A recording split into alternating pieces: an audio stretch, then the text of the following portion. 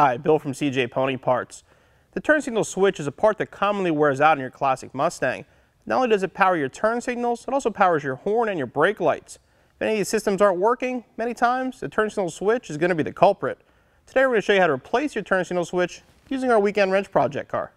We'll be installing this Scott Drake turn signal switch, which is designed for your 65 or 66 Mustang.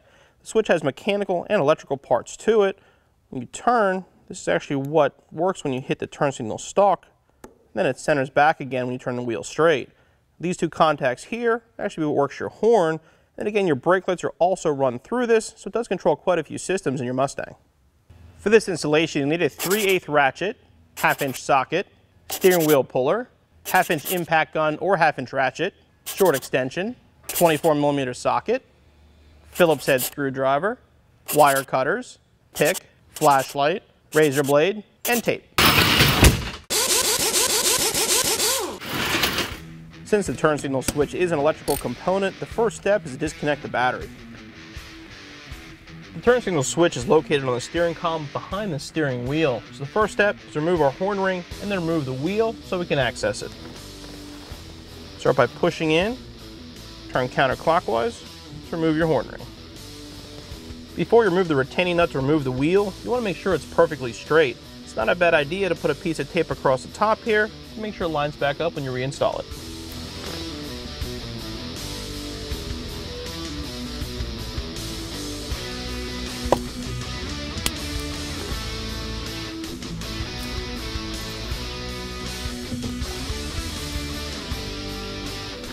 Now we can remove the retaining nut.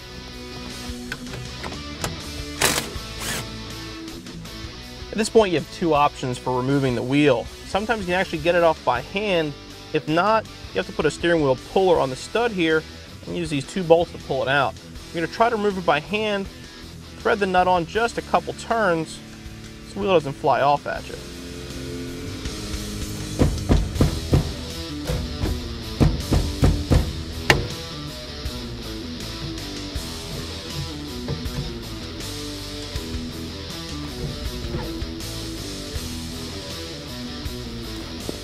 Here you can see the turn signal switch assembly. These are our horn contacts. This is the turn signals over here. You can see we move the stalk up and down, how it goes left or right and sends power to the proper turn signal. First step in removing it now, remove these 3 screws. Get the spring out of the way to make it easier, then remove the screws.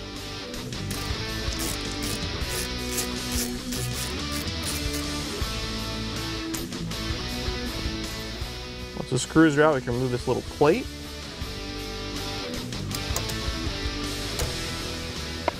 Now if that's loose, we'll remove our turn signal lever.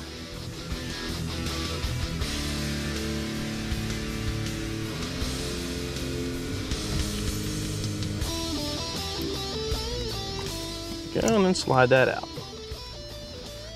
Now we're going to remove the harness from below the dashboard. The harness is going to go down your steering column. You'll see it come out the bottom at the side here. There'll be 2 plugs. They're usually on the other side of the brake handle. You want to follow the wire over. Going to pull it down a little bit, and there's our 2 harnesses we need to unplug.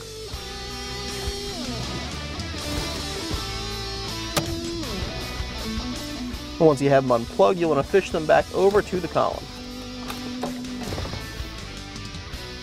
Here you can see the original wiring and the wiring for our Scott Drake turn signal switch. The colors are the same, which makes it a lot easier to install. You might be wondering why the Scott Drake does not come with a plug.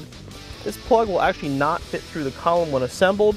We would remove the wires down here and then remove the wires through the column and fish our Scott Drake down into place. When you cut these plugs off, you want to leave enough wire so you can see what color it is. Since Drake uses the same wiring, we can replace them 1 wire at a time and know we have the right connections.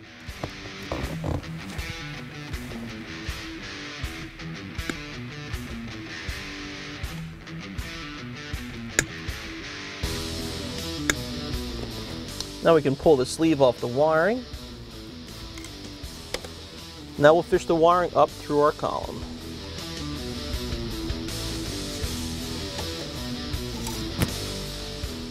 And remove our old switch. Now we're ready to fish the wires down through our steering column. It's pretty narrow where the wires are going through. You can try taping them as a group, but more than likely you won't get them through without damaging the ends. The best thing I found is put them down 1 wire at a time.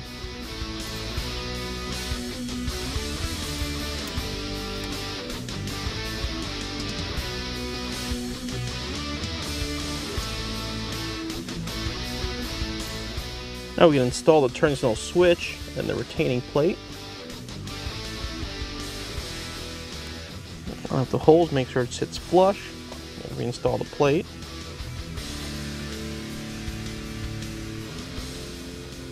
And the hardware.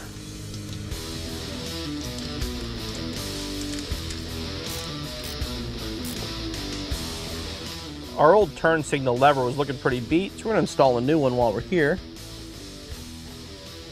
Simply threads in. It's a flat spot here if you want to put a wrench on it, but you usually can get it plenty tight by hand.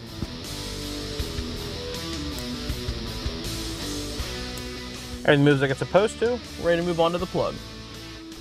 We want to install this cover, then we're going to show you how to install the plugs. Once you have the wires fished down through your column, you're ready to remove the wires from the original plugs, then put the Scott Drake wires in. To do that, there's little barbs that have to be released in the wire to allow it to pop out.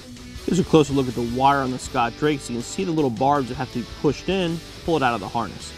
They do make a specific tool for doing this, but most of you won't have it in your toolbox. A small pick will actually suffice.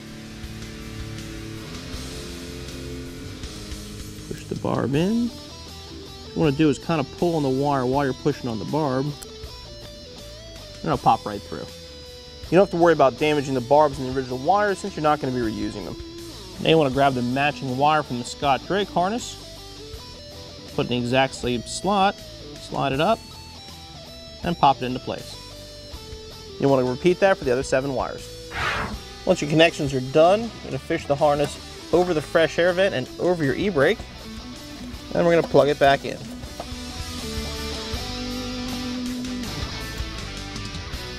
Once you plug in the harnesses, before you put the steering wheel back in, it's a good idea to test everything just to make sure it works.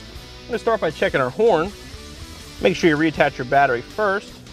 Using a test light or test lead, we'll touch the 2 of these together. Okay, our horn's working fine.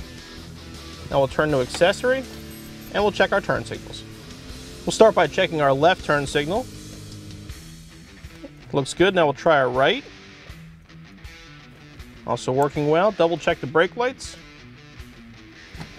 Everything's good. Ready to reinstall our steering wheel. Start by reinstalling our steering shaft spring.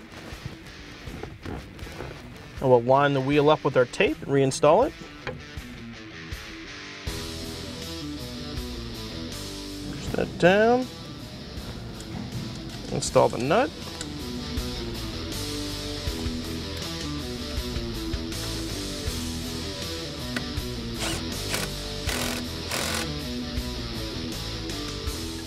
Install the spring on the horn ring. Line that up.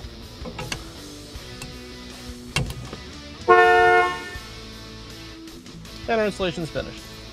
Like we mentioned before, your turn signal switch can cause a lot of problems with your Mustang. The installation can be a little tedious due to the wiring, but overall, it's not too bad. Expect to take around 2 hours, so you'll be back on the road in no time. For more videos on our weekend wrench, please subscribe to our YouTube channel.